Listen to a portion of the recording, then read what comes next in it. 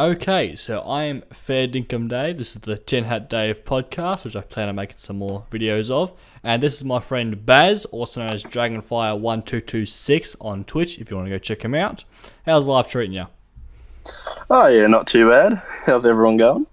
Oh, not bad. It's kind of a shitty intro, but we'll get on past it. So today, Fuck off. today we plan on talking about games journalism. Where's my script? Bitch, I sent it to you last week. You're supposed to have read it by now.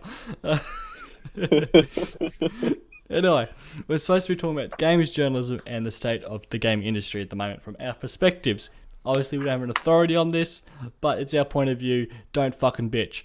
I mean, I haven't really looked too much into the subject. I mean, I see the articles here and there and that sort of thing, and maybe I'll give it a little read. But I haven't really looked too much into it. Yeah, we started this off because, I want to talk about games journalism in the game industry, and I had gotten you to look into the Gamergate whole scenario there, which is a bit of a clusterfuck, to be frank. What did you think of that whole scenario? Well, I'll be honest with you. As I said, I haven't really looked too much into it.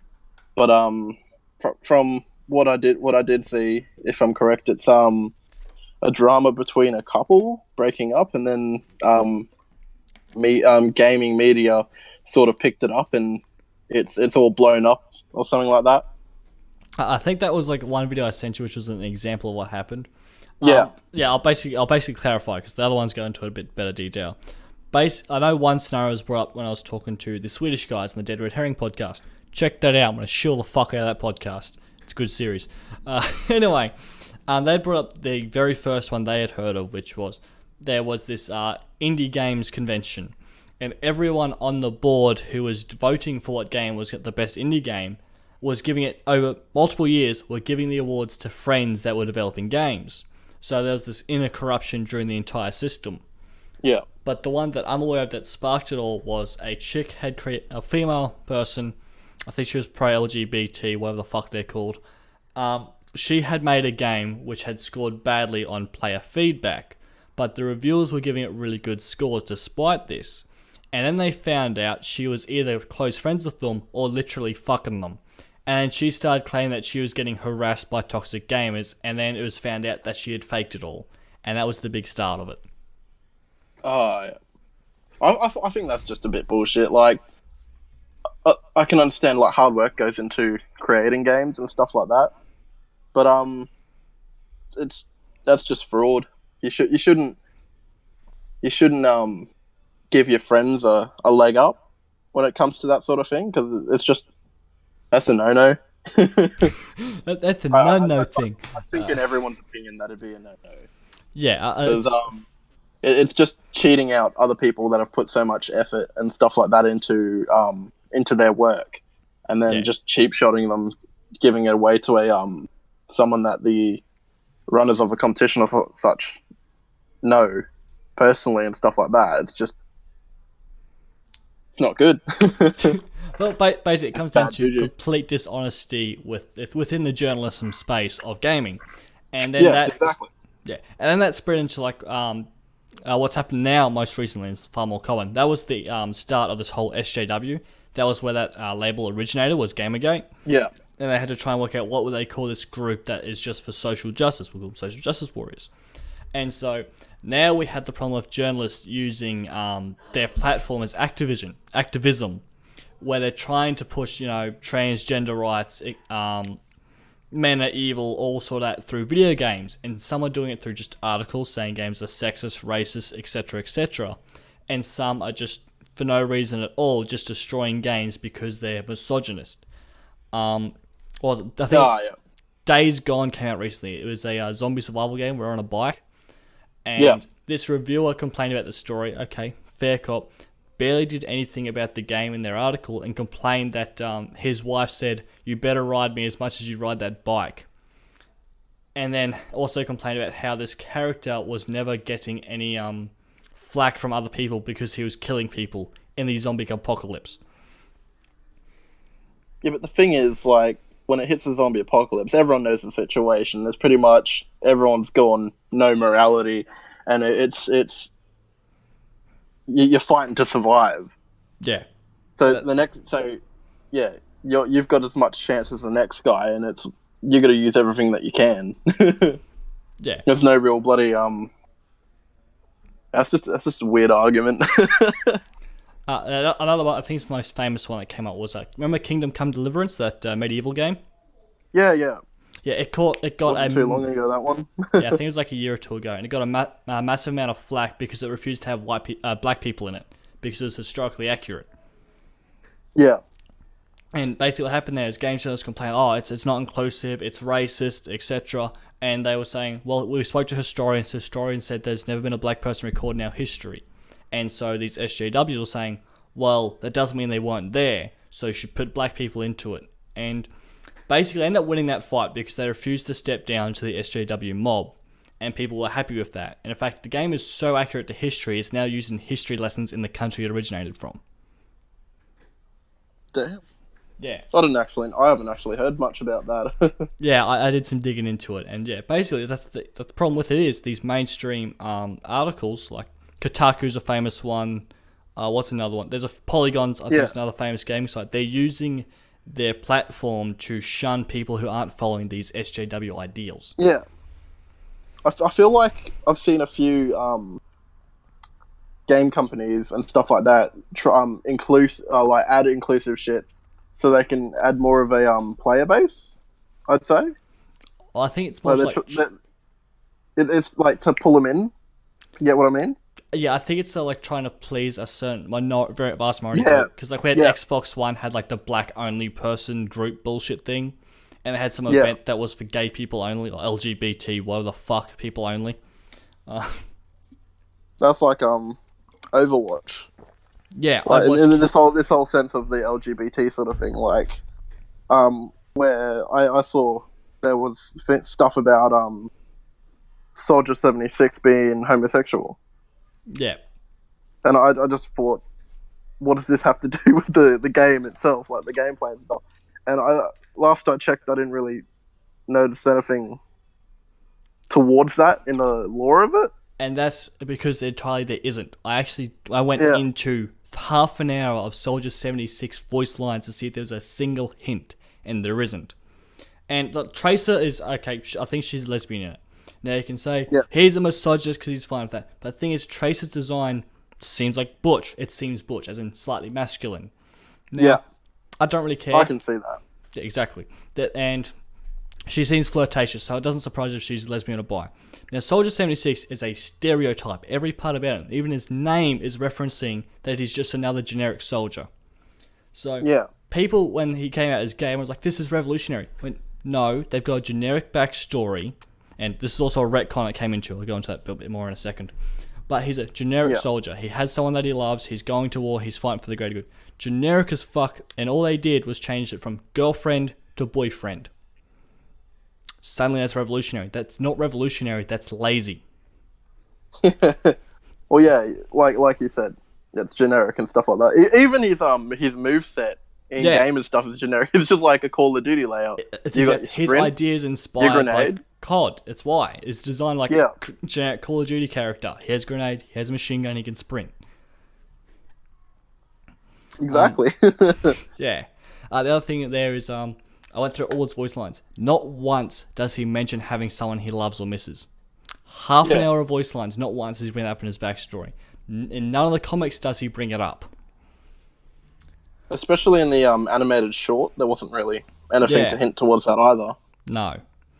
Now I do like it fits the tragic backstory because it's a stereotype. The problem is when the thing they announced it in was a short story that was a retcon of an earlier comic. It completely changed Soldier 76's character, not only his actions but his character and his sexuality, and that's what caused me a problem because this is purely trying to get social justice credits. Yeah, it's a stunt. Yeah, that's all. It was a publicity stunt. And then I think like a week later it came out there was some controversy going on because they had been discriminating against their own workers. Like a few black people had left, a couple of women had left because they'd been getting harassed. And coincidentally, there was like that whole story came out just to avoid getting picked up. And that got buried really quickly, unlike the whole gay characters in gaming. Oh yeah. And we have the other problem with journalism. They like to bring up there isn't much diversity in games. And you can look back, like Resident Evil alone has a bunch of diversity in it. A lot of Nintendo games have diversity of characters. Skin color, sex, everything. Samus was on the original Nintendo 1964, Nintendo Entertainment System, in Metroid Prime. And you found out at the end it was a woman that you played as. We've had diversity all the way since back then, and yet we want to complain there's not enough diversity in games. It's full of shit. Yeah, I agree. And now we're getting like Captain Marvel's a good example of this, especially in her appearance in Endgame. Oh no. I won't go too deep into this. Oh But no. we have a female character that can keep up. Well, she can't even keep up pace with Fat Thor, so she can't keep up pace. But it's supposed to be a strong female character. But really, she isn't a character. She is just a stepping stone. Even in her original movie, from what I've heard, she's emotionless during the entire movie, and she cannot convey a good story.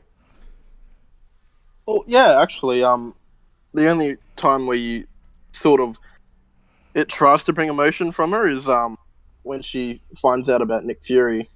Spoiler alert. Oh, if anyone hasn't watched Endgame, I mean, it's been time passed and stuff like that, so it shouldn't really matter. But how Nick Fury's been snapped away, yeah, and that sort of thing, and she's a bit disturbed, sort of being like, and still she's got like a straight face, and there's like no real emotion to anything. The emotion never changes. That's the biggest problem. Yeah, there's nothing to her. I personally, I think she did fuck all in the film. Yeah, she literally got punched out of the film by Thanos. Yeah, well, at the start of it, what I didn't like not to ramble on, but like at the start of it, she did say that they failed because they didn't have her with them, and then for the entire movie, she's gone until the end. Yeah, and then she gets bitch slapped by Thanos, and then she's fucking. Like, she does nothing. the irony of getting bitch slapped by Thanos is the fact that like all the interviews she's like, I'm stronger than you, Chris Hemsworth, I'm stronger than Thor, and Thor's going toe to toe with Thanos the entire time. Meanwhile, Captain Marvel just gets slapped out of the fucking movie. Let's all be real here. Hawkeye is the MVP. Alright, no. Listen, hear me out. If not for him grabbing the Infinity Gauntlet and stuff like that, it would have been grabbed by Thanos goons, and Thanos would have gotten the Infinity Gauntlet earlier, and he would have snapped him. Yeah, okay, I'll agree with that. I was actually the real hero of it all, Hawkeye. Yeah, Hawkeye for being competent. But yeah, like that bit where she says, "You didn't win because of me." Like it wasn't that's not a heroic aspect there. Like Superman gone, you didn't have my help there. We could have won it last time. It's not, I'm better than all of you. In that case, my extra bit of help could have helped us win that. And that's what should have happened, but that's not what she portrayed. Yeah, it comes off as like a cocky, sort of, full of yourself. Yeah, it's arrogant. It's literally arrogance. And then you have that moment where like Thor calls the hammer and then he's impressed. Why are you impressed? She basically thinks she's invincible. So when you call that hammer to you, she's not expecting it to hit her or even affect her. So that's not being brave. That's just arrogance to the extreme once again. Exactly. But yeah, actually, I do plan on doing a video about this when I have time. I want to do a video on pretty much changing the podcast into Endgame realize. Endgame spoilers. Oh well, great clickbait. I mean, I could probably talk more about Endgame than I could with. True. We'll move on to the games industry in a second because I want to talk about indie games. But yeah, on the topic of Marvel, while we're still here, the first Thor movie, I didn't think it was that great a movie, but it has this great character arc for Thor, where he becomes this arrogant son of Odin, but then he's forced to be humble when his hammer is taken away from him and all his powers are, and he has to accept help from other people. Yeah. Sorry, I blanked out. Awkward silence. Awkward silence. Oh, look, awkward turtle. Awkward turtle. I thought you were saying more.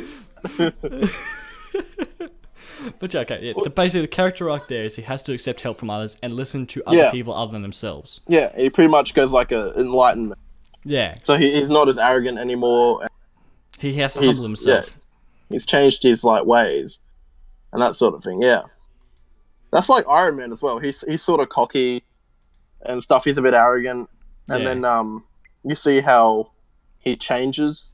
Yeah, so especially Through in Endgame, you see a massive change after he has that kid yeah, and he comes back. and yeah, there's like say the first Avengers movie. I'm pretty sure Captain America says to him, "You wouldn't be the one to lay down on the barbed wire He and says, "I'll stuff just like cut that, the and wire." sacrifice yourself." Yeah, yeah, because he's always And then, thinking around. and then in the end of it, he did. Yeah, he's willing to make the ultimate sacrifice. Yeah, Yeah, and that was the character arc there. Is he goes from this selfish person to having to think about other people and making that great decision there. and then there's Hulk. The secret is I'm always mad. But yeah, most characters have a story to them. Captain Marvel doesn't. Like just goes along because she's told what to do, and she's supposed to finally start embracing her emotion. That's how she gets her powers. And yet I was talking to someone who thought the story was the complete opposite. She thought the story was about burying your emotions to become more powerful. That's how bad a job she did. That when you look at it, yeah, she hasn't faced a trial. Every other character has faced a trial, sort of thing, like their own personal trial. Yeah. But like it's a bit more. Theirs has been a bit more, I'd say, difficult than hers because what's she done? She's I haven't personally seen Captain Marvel. I saw half hour But, ago. Basically, what happens is she goes to Earth to try and work out her memories, finds out that the people she's working for are basically space Nazis, and then ends up killing a ship full of refugees. It's like her entire. There is nothing for her to get over. Nothing changes. Yeah. Exactly. Yeah. Exactly. Like you said before, he does his redemption, and then Iron Man as well. He gets over his arrogance and that sort of thing, and then there's even Hulk gets over the whole fucking trying to kill himself and all that sort of thing to help him. Yeah, trying to do something And shunning with his power. Yeah. And yeah, it's like getting over his internal struggle of his fear of acting out and hurting people. So yeah, again, they'll have their character arcs. So Yeah, we're going to keep going down this rabbit hole of Marvel if we keep going. We'll switch over. We'll switch. Was the worst transition ever. We'll switch over to indie games. Is there any indie games you've played recently that you remember? I'm not entirely sure if it's a game. Have you ever heard of Dead Cells? I have heard of Dead Cells. Remember correctly, it is an indie game. Yeah. Yeah. I find that one an interesting one because personally, I wouldn't usually go for a platform. Yeah. But yeah, it's got cool little elements to it and that sort of thing. Like it's sort of a speedrunning game. Yeah. Yeah, I'm seeing it But now. at the same time, when you're speedrunning it, you kind of screw yourself up because it's RNG. Yeah. With depending on what sort of loot you get, and then you find scrolls and you power yourself up in a certain attribute sort of thing, and depending on how you go, you pretty much you got to use it similar to like Dark Souls in the way of you kill your enemies, you use souls and shit like that to upgrade. Yep. It's got that sort of system to it as well. So you find your weapon blueprints and that sort of thing, and once you progress to a safe area, you can exchange them for points to go into leveling something up. Yep. And I thought that was a cool one. Like I played it on the Nintendo Switch. Yeah. I'm looking after I watched a couple of streams on it, and that one's quite yeah. It has I'll let you go now because you're interrupting. I was trying to talk to you. Sorry. Yeah. I didn't think I'd play it as much, but when I start playing it and stuff, I'll be there for like an hour just sitting there and you'll just lose track of time, and it's a good game. Yeah. I'm definitely worth the purchase. Yeah. I'm looking at That's now. one of the ones I was gonna suggest for your Twitter, as well as Cuphead. No, I might go check it out when I can remember to. I'm looking at its art style now. It definitely has a very memorable art style, similar to Broforce. Yeah. And I could see a decent amount of depth in it because I do see some like guides coming up on Google Images. So yeah, I can see it being a good game. And the most interesting part about it is that it's taken this risk in its design. It's designed to be a 2D platformer with a decent amount of depth in it, and where you can lose a fair bit. Which is something we only see in the indie realm these days. We don't really see it in AAA games or even AA games. They're not taking these risks on these games. It's not an easy game either. I found that I only made it past the first boss a couple of times and stuff like that, and then the furthest in the game I got was the second boss, and I just couldn't beat it. Yeah, because it really depends on what gear you pick up. Yeah, but yeah, the difficulty. We fucked each other up, Chief. I'll let you go first because this is your game you're talking about. Sorry, I was just going to say that it's a bit situational depending on what you pick up and that sort of thing, because you're facing enemies 24/7, really. Yeah, it's got like a permadeath system, if I remember correctly. Like a semi-permadeath, like you upgrade, but you also can die and lose a shit ton of stuff. Yeah, you get like one upgrade, and that will save when you can die and revive once. Yeah. And then it's gone. You're permadeath. Pretty much, so you go to the start again. Yeah. And from again, that's the difficulty is something you're only seeing in these independent games because these studios are willing to take a risk. They know what gamers like, and they don't have a publisher forcing them to put it out at a certain time or forcing them to do a certain idea that they think is a safe bet, like Battle Royale, which we saw in Battlefield 5. That got pushed without needing to be there. Yeah. A lot of games are just jumping to the whole Battle Royale sort of thing. I've noticed, like, you had PUBG first, and then of course Fortnite went and they did their spin on it, and that blew up, and then that sort of kick-started everyone else with Call of Duty even jumping on the bandwagon. Yeah, and Call of Duty was doing it purely to try and get some easy money off it. But they did it pretty well, I'll admit that. Like, for a first-person shooter style, they did it pretty damn well. It's the only first-person shooter Battle Royale you can do in Australia, and I appreciate that. I think even Warface did a free Battle Royale. And again, they were jumping on a trend trying to make money that didn't need to happen. Actually, now that you mention it, I think Counter-Strike, CSGO... Yeah, they did. It's bad. It's bad. I don't know about the new updates. I can imagine. New map. I can imagine that it wouldn't play out as amazingly. Yeah, it's because it's a game that's not designed about that. It's designed about competitive maps and accurate gunplay, not a battle royale mode.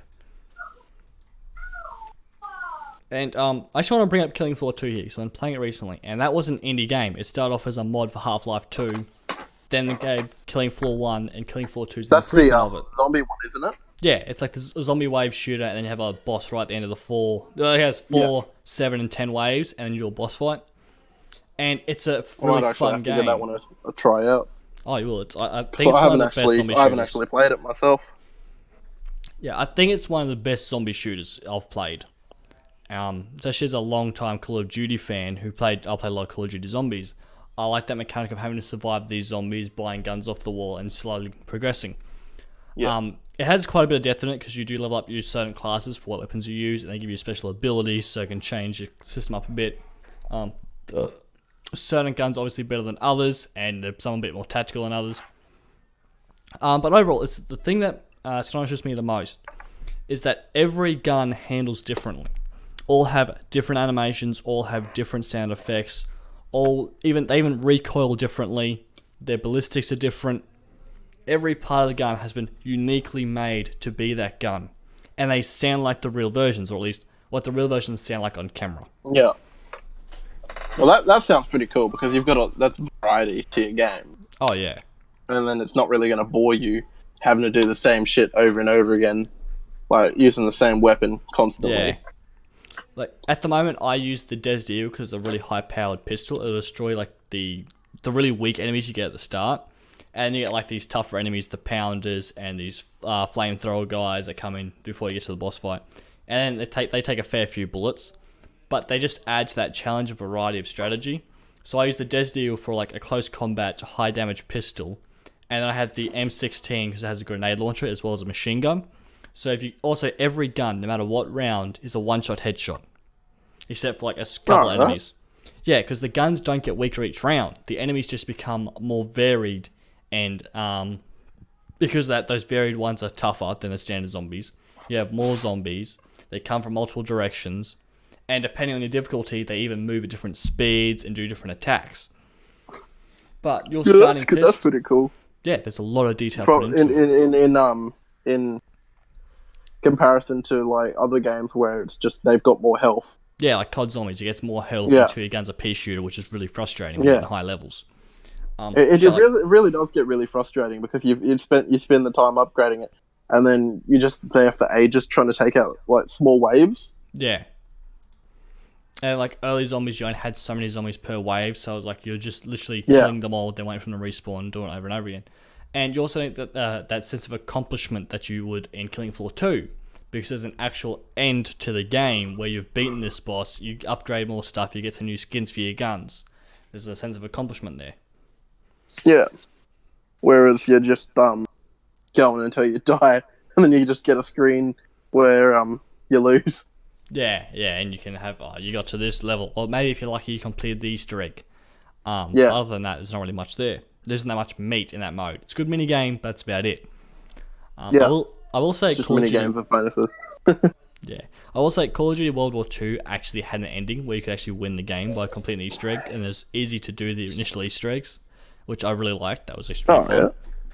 But other than that, it's still not as good as Killing Floor 2. The most AAA studios do not pay attention to its guns as much as Killing Floor 2 did.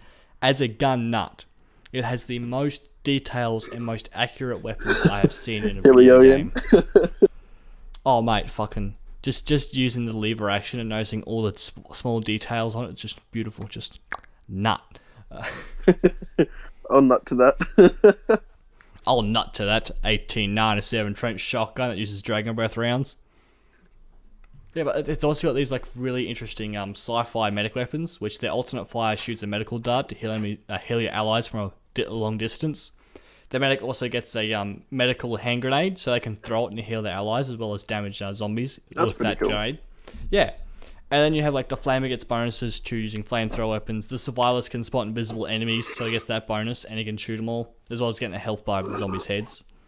There's a fair bit of complexity to it, and I really enjoy the game. And it's strategy. I'll have to check it out.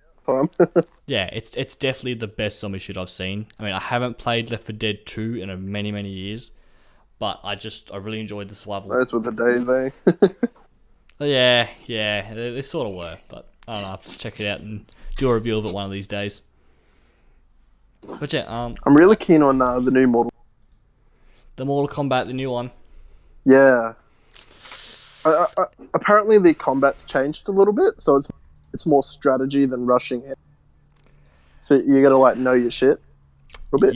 You haven't heard the news about Mortal Kombat, have you? No. It's politically correct. Literally, if the black guy wins the game, he says, I'm not going to wait 300 years for people to get woke. And he goes back in time to stop slavery. Oh my god. So dumb. Oh jeez, I didn't know that. I think there's like a few other complaints. I need to look more into that. But the biggest problem with Mortal Kombat 11 is I think like 70% of their workers were contractors. So they hired these people who just come out of university looking for work, got them on a job, was making them work like 80 to 100 hour work week. No, not work weeks. I think it was 70-hour work weeks, if I remember correctly. It might have been 100, but I could be wrong there. But if I remember correctly, it was like just enough time to eat and sleep and get back to work. That was it. And basically, they were doing this by promising, if you just work harder, we're looking to hire people. Just keep working hard, you'll get a job here. As soon as production ended, they all got fired. It's fucked. It's abusive. And apparently also, because there was a leak for Mortal Kombat, they immediately assumed that it was the contractors, got them all into a room and just abused them. Didn't even question the people that had already been working there at NetherRealm Studios. I haven't actually heard any of this sort of thing. I've only looked at gameplay and that sort of thing and like reviews on it, but I hadn't a clue about that. That's awful. Yeah, the Quartering did a pretty good video summing it up. I have a few gaming channels that I listen to for news. Because I like listening to the gaming news, see what's going on in the industry. Yeah. But yeah, when I heard that, I just was like, I'm not going to support Mortal Kombat. That company just doesn't deserve my money after what I did to its contractors. And Yeah, that's just not right. apparently, like, all the cool animations you see came from the contractors. Same with Injustice 2. All the really cool ending, like the super moves where they like throw them through pyramids and shit. All that was done by contractors who got underpaid. Like they got paid minimum wage. That's just shit. It's awful because these people are just really passionate about video games. They did all the training and now they can't find work. And these game companies know that they want to get maximum profits, and so they're abusing it. Yeah, there should be more that can be done about that, to prevent that sort of shit. Well, what? Okay, the problem is, I don't even think this is the lesser evil's problem. Is you unionize. The problem is once you unionize, you have to pay fees to the union, and the union might start off good and defend your rights, but sooner or later it could just get lazy and not do anything. So you're stuck in position one while also paying fees to this union. Jeez. So, and that's why I think the indie devs are going to be where everything starts rising, because we see these big game companies relying on brand recognition, like Elder Scrolls and Fallout 76. They expected good sales, even though it was a glorified mod. Fallout 76. What a fucking cheap. Yeah, I'll play at that dead horse. But yeah, like that was so made bad. it was made by one of their lesser teams. It wasn't one of their experienced teams. It was a glorified mod on a broken engine. I just love how what's his name? He's a dude who deals with Fallout. How he comes out and he talks it up. Todd Howard? Yeah, he just like with Fallout 4, he came out and he's like, you know how other games make their games bad? Yeah, we didn't do that. Yeah, and then the game dies within a couple of months. Yeah, it's like that's actually, I mentioned this in my review, which hasn't come out yet, but I mentioned that the first like 10-15 hours are packed, especially if you follow the story. They're packed with these scenes to make the game feel really cool, which is great if you want to get good reviews early on. But it's once you get past that starting point of the story and you get like halfway through the story, or you don't even bother with the story like I did, that you see how empty and soulless this world is. Yeah, well, I found that I got quite bored after having finished the main quest and thing. There was no life to these quests that I was doing. Yeah. Like even the world, like in Fallout New Vegas, if you went into a building, there was a story there. If you went through all the computers, like for one example, there is a tech place you break into. If you go through the computers, you'll hear about this affair. You listen to these emails to this man, this woman, and they have an affair and talking about how they don't want to get caught. There's life in that building. Fallout 4 doesn't do that at all. Yeah. It's just fucking... Yeah, since, like, Fallout 4 to Fallout 76, I just didn't enjoy it as much as I would the older games in the series. Yeah. What I recently found out about Fallout New Vegas was it was originally actually designed as a tabletop, like Dungeons & Dragons campaign, which explains why it has so much depth and its RPG mechanics are so well done, and why the story is full of life. Oh, fair enough. Yeah. But yeah, as you can see, Fallout 4 sold because people have been waiting on a new Fallout title for years. It comes out, has a good start, which brings out a lot of hype for it, but it's not there in a long time. And then we have the same problem with Fallout 76. People are hyped because they want a new Fallout game. Yeah, it's overhyped. And I saw a lot of people couldn't return their games. Yeah. Yeah. Like they weren't accepting... GameStop doesn't accept refunds or something like that. Yeah, and I think if you're on PC, you couldn't get a refund because like, oh, it's not broken. Tough shit. Yeah, I mean, a big F in the chat to all those people that pre-ordered the fucking thing with the helmet. Yeah. Like even that wasn't very good quality. Didn't even come out properly. Yeah, the bag, they just made it out of shitty materials compared to what they said it would. And they even released that Volt jumpsuit jump jacket. Oh yeah, and it was just really bad quality. But yeah, money grabs. Yeah, and then we have Battlefield 5, another good example of money grab. They put women into it and did World War II. Two things the community wanted, but they didn't want it together. So when they got rejected, the people in charge didn't understand why you're rejecting this. It's women in World War II. Buy my fucking game. Yeah, exactly. There was a lot of controversy, wasn't there? And it was mostly because the devs were like, they wouldn't admit they fucked up. Not the devs, the publishers wouldn't admit they fucked up. They're like, this is going to happen. Women were They World War lucked Two. out, didn't they? Yeah, they did. They basically did. Because basically, people were pointing out women were not in fighting roles in World War Two. There were very rare occasions, like in Russia, and here's the thing: Battlefield 1 is a great example. This is where we go back into gaming journalism. Gaming journalists were trying to say that everyone who was against Battlefield 5 was sexist, misogynistic pigs, and they just hated women in video games. The truth was, as we saw with Battlefield 1 and the Russian DLC you could play as a female sniper because it was historically accurate to World War 1. Players accepted that because we were happy about that. It was like, oh, cool, this was true. We can look in the history books and find it. Women during World War 2, again, with the exception of Russians, did not have women on the front lines, let alone a female sniper missing an arm. Yeah, that's just overkill. Yeah, and then when they got the backlash, like, hang on, it's a game. You just forget about reality. We marketed this as an accurate representation of World War II, but forget about reality. Well, this is not real. It's a video game. Just accept women. and I said, if you don't like a game, don't buy it. So people didn't fucking buy the game. And then they get pissed off. And the other problem was, like, they didn't release the entire game. They released multiplayer, some of the campaign, and didn't release the Battle Royale mode until months later. What's that on Battlefield? Yeah, Battlefield 5. They didn't release the Battle Royale mode or most of the campaign until months later. I didn't even know that there was a Battle Royale mode. Yeah, it only just came out. I'd heard about it instead of like a campaign as well. But yeah. Yeah, on launch it had I only bothered to play the beta of it, and I didn't like it. Yeah, I did like the free trial version. I saw how bad the balancing was. How many guns had been taken from Battlefield 1. It really felt like an asset flip.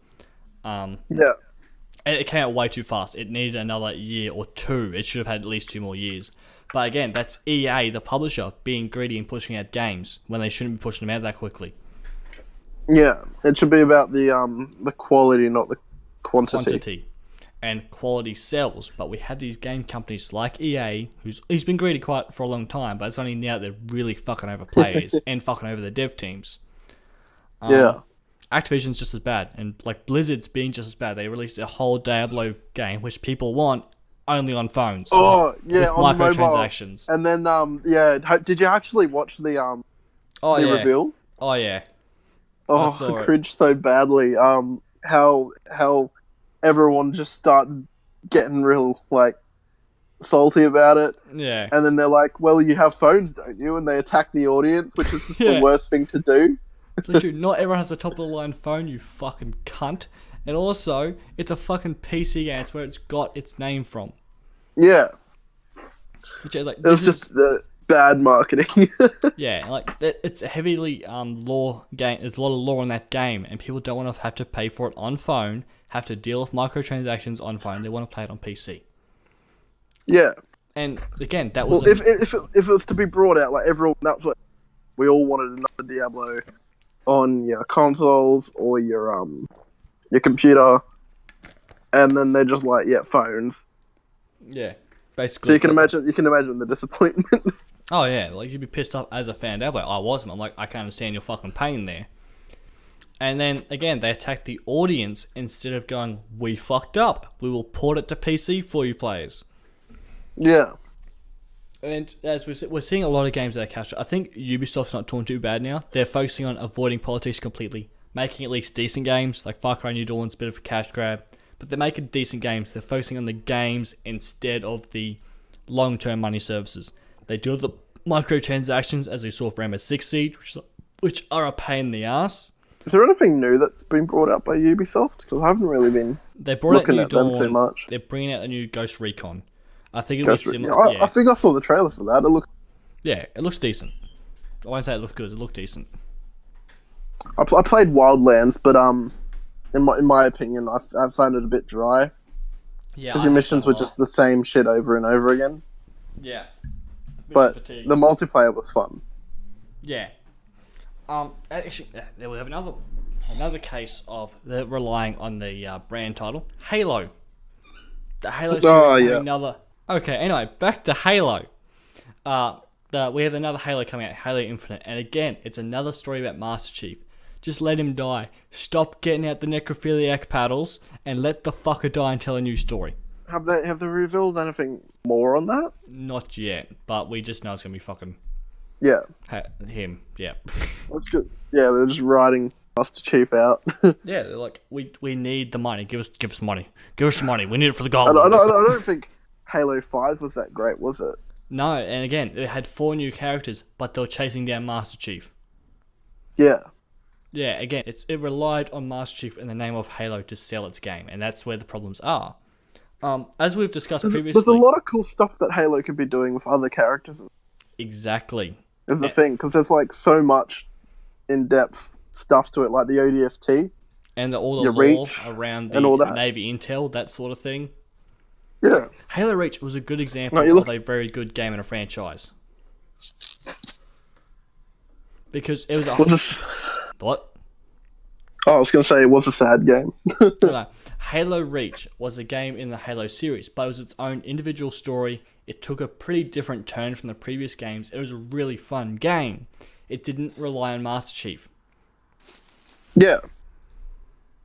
And I find that it's really fun as well, because you're not this you're following the story and you get to know all these different characters and stuff, while this whole alternate thing's going on beside the whole fucking Master Chief and his whole deal, you know? Yeah. And it's personally my favourite Halo game. I really liked the story. I felt the gameplay, especially the map design, was much better than the previous Halos. Yeah. I thought it was a really good game. And as we've said... I don't... Yep. Sorry. You go first. I was just going to say ODST as well. Yeah. I think I played it a little bit, but I'm pretty sure in that one you're just your casual ground troop, and then you're finding logs from the other soldiers' helmets and stuff like that, and you can see what they've seen and all that sort of thing. Yeah. I think that's pretty cool. Well, that's a whole other thing as well in itself. Yeah, if I remember correctly, that one, you can also have the choice of stealth because you have suppressed weapons. Now, it doesn't last very long, but like certain things stealth. It's very lore intensive, and you're basically the equivalent of the SAS because you're not a ground trooper, but you're not a Master Chief either. You're just this specialized trooper. And again, I reckon we should have another ODST story. I think we've discussed this before. I'd be down for that. Oh yeah, where we have these ODSTs have to go onto this ship, and the ship is filled with like the Office of Naval Intelligence secrets, and maybe it's like some sort of flood experiment where they're trying to create super soldiers that way, which is pretty generic. But off the top of my head, that's a decent story you could do with it. Yeah. Or as we have most of the secrets about how they made the Spartans. But, we could have, like, some sort of experimental technology that went wrong as well. Like, these are pretty generic stories, but you could do it really well in the Halo universe. We're uncovering these Oni secrets. Exactly. I liked, Halo 2. That one, you sort of get the, Arbiters side of it, and the Elites. Yeah, okay, I do think Halo 2 probably had a decent story. It still had the same level problems as Halo 1 and 3. There was just, most of the time it was like hallways you had to rush through. Well, you didn't have to rush through it, but I did because I got fucking bored. But, like, story-wise, it was probably one of the better in that trilogy. Yeah. Yeah, I just think they can't really ride Chief out much longer. Yeah. And because there's only so much you can do. Yeah, there is only so much you can do.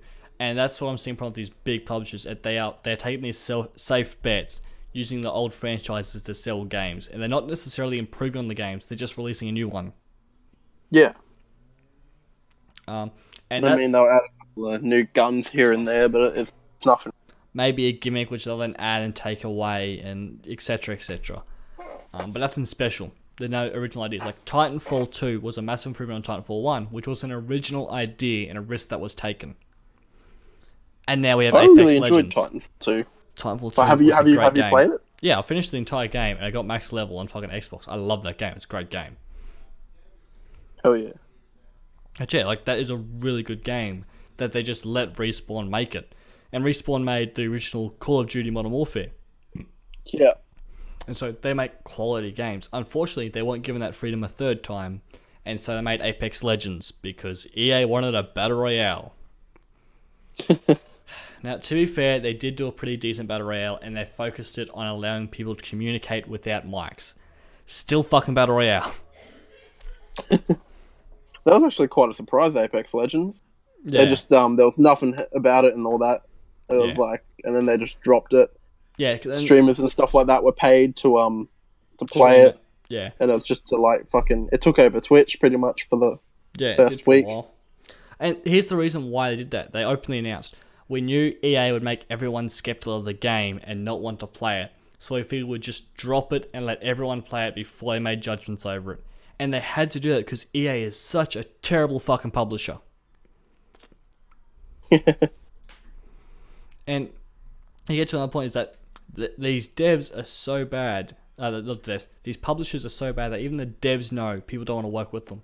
And that's why I think, because Bungie's just been let go from Activision, so they can make their own games now. So Destiny 3, I think, is going to be a pretty good game because they're given their own freedom to do it. Oh, no.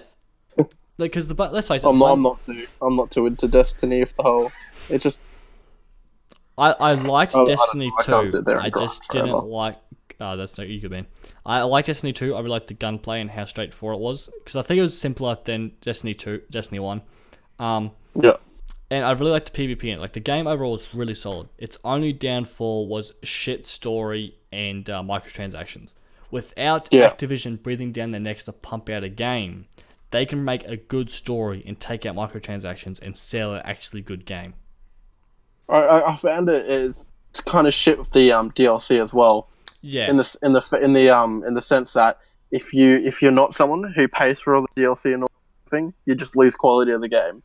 Because the game modes and stuff like that, like doing raids, your weeklies and your PvP, you can't do that if you don't have the DLC, and it just brings down the whole experience for players who can't afford or just come in don't have the DLC in general. Yeah, or come in late and they can't afford it, and that's where we have another problem is that I don't know how Bungie's going to overcome that and still be able to make DLC and get the game and be able to get income from it.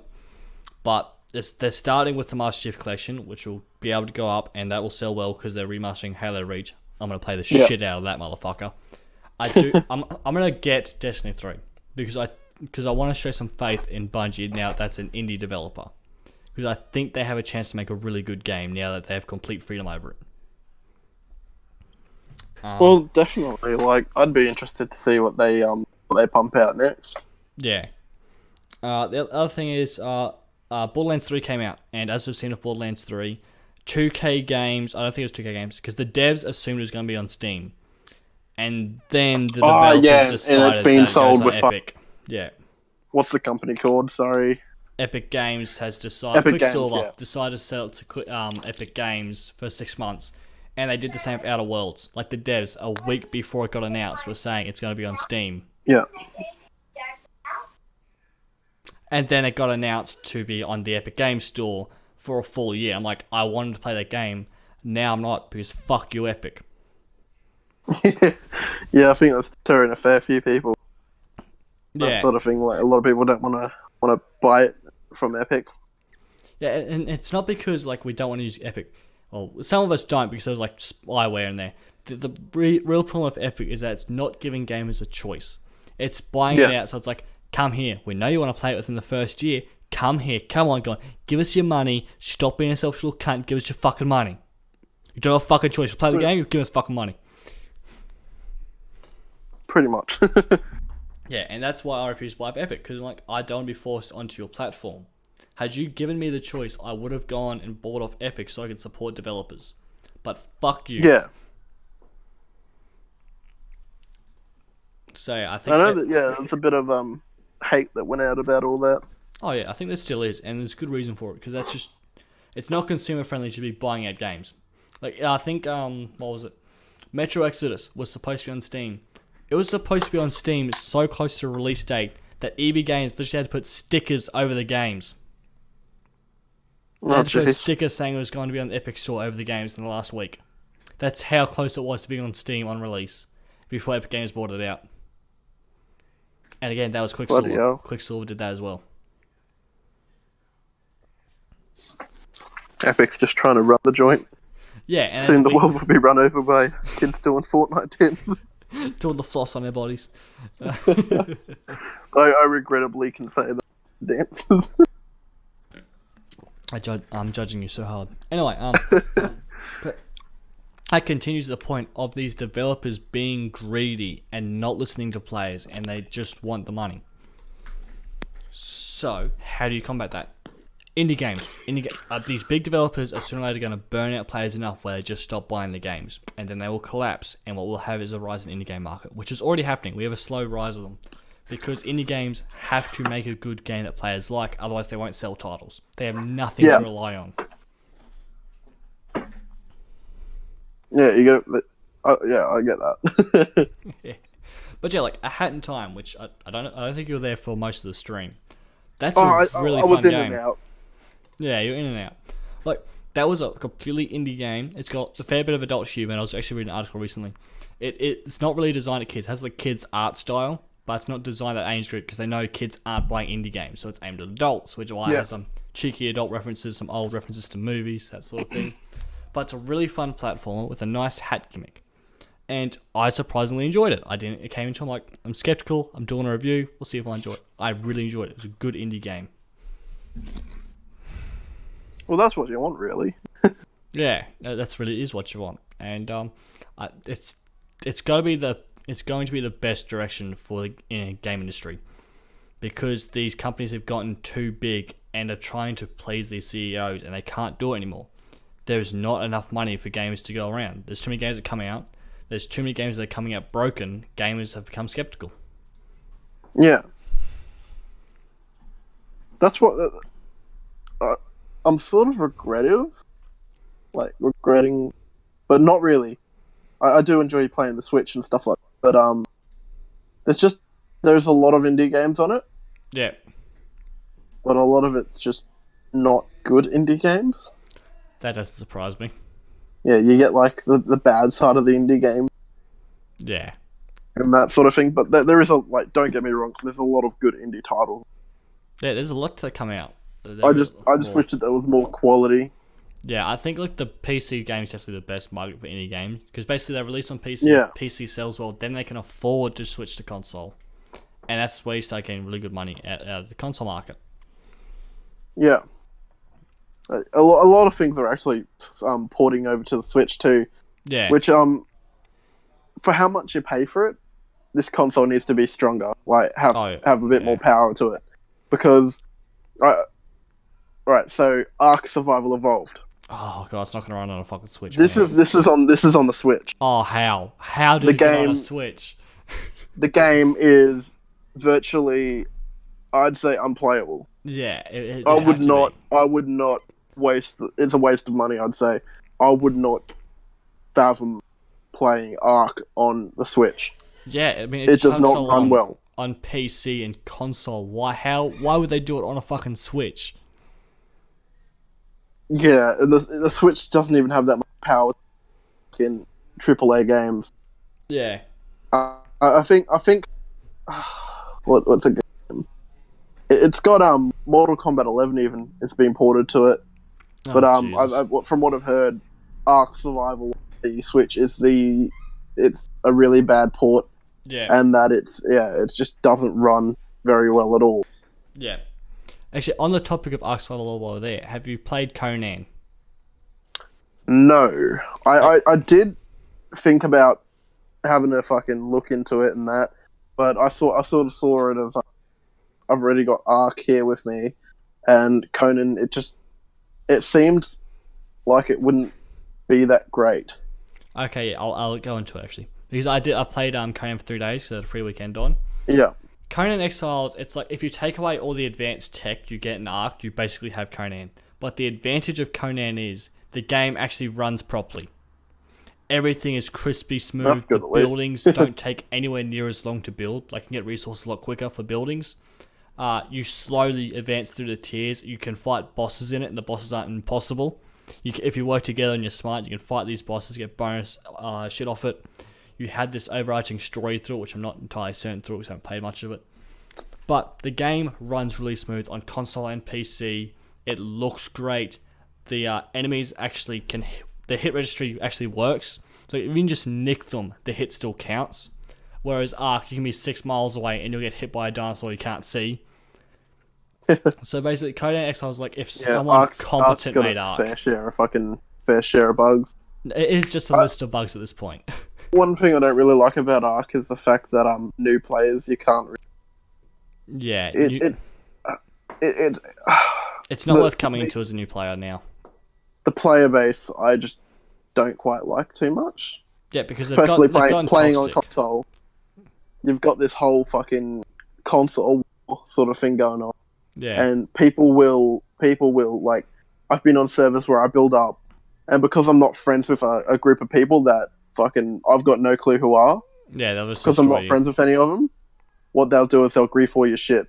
Yeah, and you don't even get a chance, even if you hide away and stuff like that. If anyone remotely comes up to fucking knowing where your shit is, they'll grief you. And it's just a whole lot of that. And then like even building up and becoming friends with these people through other people that you meet, which it's a good social experience playing with people, but that it's not a game. It's like a life. You're either a part of the game or you're getting destroyed. It's pretty much a lifestyle. Fucking try to play it. Yeah, and that's the problem is that the veteran players there aren't going to accept a new player. They're just going to keep griefing them. So a new player's going to die if you're going to have a small player base. Yes, some people are just really jaded about the game, so now they're really toxic players. That and the whole PvP element of it, of transferring servers and stuff like that. Yeah. You can lose your character too. Yeah. I've lost multiple high-level characters to the game, transferring in and out and then you'll be playing on a server, and then you'll lag out. Yeah. And then your character's still on there, but you go into the server, and it creates a new character. Yep. So all these hours of progress and stuff like that, because it takes a long time to level. Yeah. And all this time leveling up is gone. Yeah.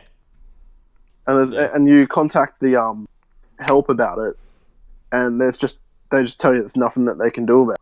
Yeah, I mean, what are they going to fucking do? It's such a broken game. Yeah. Not as I was saying also as well, I sort of drifted off. It was the player base, like with war and stuff like that, like conflicting tribes. There's a lot of people who come on and they DDoS servers. Yeah. And yeah, it's a bit ridiculous in the point where it's like all these people were taking it so seriously to where they dox a server and then everyone jumps in so no one else can get in. Yeah. And then you have the problem that because there's a lot of toxicity there. Where the fuck was I going with toxicity in the game? Like, yeah, PvE is really the only place you want to play it now because of that whole war thing is. And I found PvE because that's where I started because I wanted to learn the game. You can get some really friendly people there. Like, I just gave a dino away. They were asking for this female dino, and I just happened to have it. I was like, I don't want to know what this thing is used for. Just go and have it. Next thing you know, they've given me a fucking high-level T-Rex and a bunch of supplies to build a fucking base in. Yeah. That sort of thing's awesome. Yeah, in PvP, because I only played PvP because that's what I was like. I enjoyed that. I was a bit of a bandit. You were elite. Just like a PvP is the only way. All right. You're casual. You got me. I was an arsehole. my first experiences on Ark was me being a pirate. I'd built a stone ship, and I had Plant X species on it, like the turret sort of plant. Yeah. And I'd just live out in the water, come into land to get metal and stuff like that. And I'd go off to whenever I hop off, I'd go off to the barrier and put my stuff out so no one could get into my raft and that sort of thing. See, I would have done that too. And once I got good enough to do that, the problem is they started putting in animals to destroy boats. So like, you know that one safe space players have? That sucks, yeah. Let's fuck it up for them. And then Ravens and all that stuff. Yeah, like, it just got ridiculous. So much that can just, all your stuff just gets destroyed by players with fucking more stuff. Yeah, instead of actually fixing the game, they kept adding content to it and they just broke the game. I actually, one server I went to help someone out, the spawns were completely blocked off by dino gates. Yeah. Because the tribes in the server blocked them all off so that no one could come. You get spawned and you're stuck in there. Yeah, I've had that so many times. Even in PvE servers, you're fucked there. Yeah, it's ridiculous. Yeah. But on a more positive note of indie games, as I said, Conan Exiles like Ark, but done competently by another indie dev team. I have like Superhot. That was a really good indie game with a simple gimmick, but it was done so well, and it's something a AAA title wouldn't have risked. Yeah. Did you ever play Hollow Knight? I was actually about to just bring that up. I haven't actually played Hollow Knight. Right. That was sort of my when I got into playing Dead Cells was I was looking at Hollow Knight and Dead Cells side by side, thinking which one of these would I rather play? And I watched a couple of streams on them, sort of ask questions like how is it playing and stuff like that. Like ask certain questions of the game, and just see what it's like.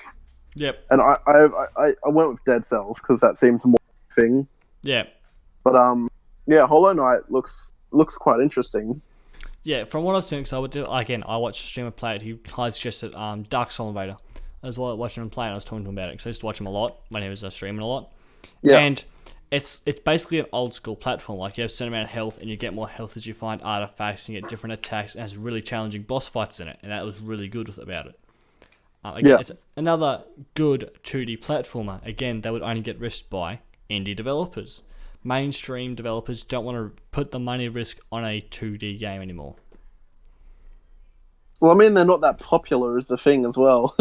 Yeah, but it is a lot of a risk, I'd say. Yeah, but something like Hollow Knight sold pretty well. It got transferred to Switch because it sold that well. It's a really good game. Yeah. It did it really well.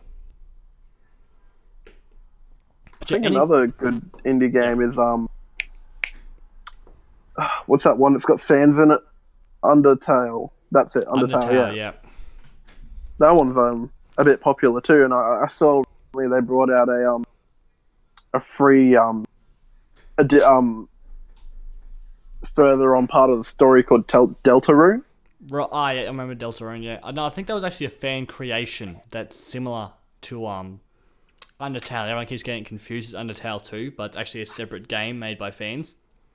Oh, I didn't know it was made by fans. I don't think it was sort of a different part of the same universe sort of thing. That's if I remember it correctly, because I remember it because of the game theory controversy around it, because they had advertised one of their streams as Undertale 2 when it was actually Deltarune. Yeah. Yeah, so I remember that controversy. I think it was a fan made one. But again, I got another 2 games on my list right now. Darkest Dungeon, which is like an old school dungeon crawling RPG that has permadeath. Another risk you wouldn't see on mainstream games. I might have seen that one somewhere. Yeah, I don't think it's as popular as things like Undertale, but it has a really good art style. And it'll have Subnautica, which is a really good game. It's fucking gorgeous. I do want to play it. It looks really good. Like it got like a fucking it just looks really good, like the sea life and all that sort of thing. Like there's like you see underwater forest in there, and there's like glowing, and it's fucking beautiful. It's like one of the most beautiful games you'll find.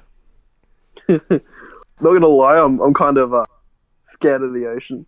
I wouldn't say scared. I'd just say I'm paranoid. Yeah.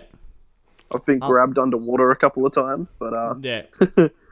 No, I found a lot of people actually I've been talking to, they have a feel like the depth of the water, like they can't stand up seeing the bottom, they get vertigo while playing it, and I don't, probably because I've done a lot of swimming in my life, and I lived on the beach. But yeah, it's a really I get good game. that sort of shit in real life, but like in a video game, not really. Yeah. Shit was, I think Elite Dangerous was actually a indie game. Give me a second, I'm gonna check that.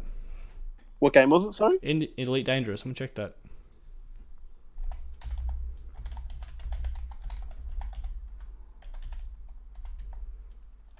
It's Elite Dangerous an indie game. It comes up on Google.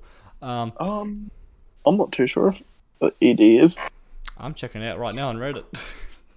Just because I want to make sure. Elite Dangerous, that's a good game. That is a really good game.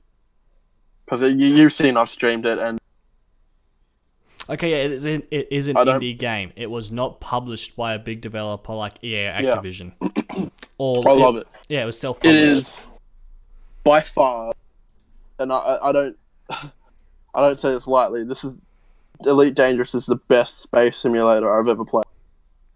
It is fucking... Oh, it is huge. Like, personally, I played it when a friend bought it, and I game shared with them. And I had a crack at it there, and the depth of the game, and just there's unlimited opportunity to just explore this galaxy. There's so much you can do. There's all these different mechanics and stuff like that to your ships, and it's just... If you're into space, you're just gonna hook onto it and just cream yourself. I'm gonna let you keep shilling that game. Sorry, I just really enjoyed it. But no, it's a good game from what I've heard and seen. Yeah, and I think like really all the big space games coming out are indie games. Like all the mainstream publishers aren't risking it on them. And we have things like EVE Online, which is supposed to be one of the biggest space games at the moment. And we do have the potential scam. I forget what it's called. It's had like millions of dollars pumped into it. The people that know about that game are going to lose their shit if they ever hear this, but I don't care. And there is another game coming out. I'll see if I can find it on YouTube. That is Dual Universe. That's what it is. That's the other space game that's coming out. That's supposed to have like 100 players on a server, and this whole connected world that every player is actually on, and it uses this layered server system. It's really cool technology. The Lost Prodigy does a really good podcast on this with all the information on it. But yeah, that's another space game, and it's made by indie devs supported by players. That's really cool. Yeah. And that's the pattern I'm seeing in gaming, is that every bit of innovation isn't coming from these big developers. It's coming from the independents. And we've had a stagnant... Yep, I'll let you go here. With, sorry. I don't mean to interrupt. With your indie games and stuff like that, like the indie developers are more prone to listening to their player base than you would a big game company. Yeah. And then making improvements and stuff like that, additions based on players. Yeah, and that's because their players are funding them. There's no one else funding them. There's no investors. It's just them and the players. So they care about their players too, and they have really good community managers most of the time. I think innovation's the key here, because we've had a stagnation in video games, and I'll say like the last 10 years, where we're getting the same type of game over and over. We get franchise fatigue. We had like Assassin's Creed was getting pumped out every year, slight changes. Now they've completely revamped it. But most companies are sticking to the idea because they know it's going to sell. But indie games are relying on innovation and clever ideas to sell these titles.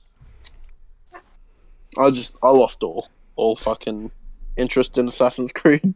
Yes, I think most people did. They just ran out. They gave up. Like Black Flag came out and then they gave up. Pretty much. Oh, okay. So it just wasn't as fun. Okay, anything you've got left to talk? Bazza. I'll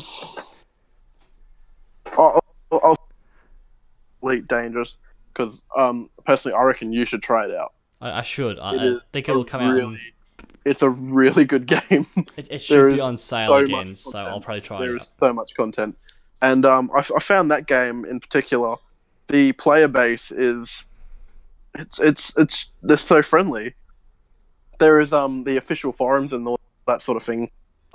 There's even this faction of people, and they call them the Fuel Rats. And pretty much what you do is you send an SOS, and you go on the forums and you ask for help, and someone will just come out of nowhere and they'll come and they'll transfer fuel to you, so you can continue on to your destination, that sort of thing. And it's just a really cool player base, and it's all so immersive. Yeah, I've heard about this story. It's actually, I think like one guy tried to get to the edge of the in-game universe, and these fuel rats were able to help him actually get back from the edge of the universe. It's like as far as people had gone. I was like, that's really cool hearing the communities like that. And it reminds me of like early days of Siege, where players would help each other learn the game and they were understanding. Yeah. Unlike what they are now, they're really toxic now, unfortunately. Yeah, but yeah, it's a community can really save a game. If you've played For Honor, that's pretty toxic too. Right, it's just you got to bash people off ledges.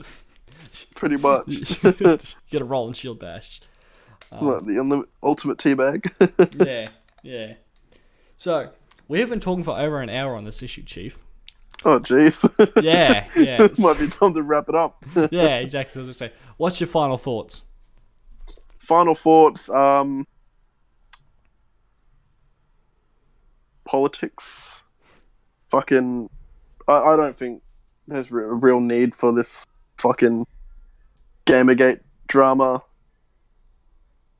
In my opinion, I think we should have real news towards gaming and stuff like that, focusing on some real developments rather than stupid little fucking spills about this is a racist game because it's not all inclusive and that sort of thing. You get what I'm talking I get about. What you're saying. I'm trying to let you speak without me interrupting. I do. Sorry, Awkward turtle. My head's a bit weird, and yeah, pretty much. I think we should just be focusing on the gaming itself, and none of this fucking giving your friends a leg up with development and stuff like that from games media, and it should be real news. Yeah. And fucking actually focus on bettering the media as a whole, rather than useless articles. Okay, yeah. So, yeah, I agree there. I'll cut you off because I know you're running out of words to say. Sorry. Nah, we're good. This has been a pretty good podcast. So I'll say it a bit different way and a bit more clearer.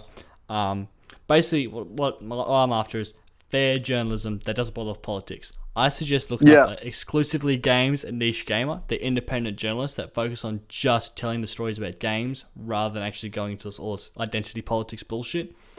And again, I think we need to start taking identity politics and just actually politics in general and take it out of the game. Now, if you want to analyze social, you want some social commentary, that's fine. We don't have a problem with that as gamers. What we hate is when you get this social idea, there's more than two genders.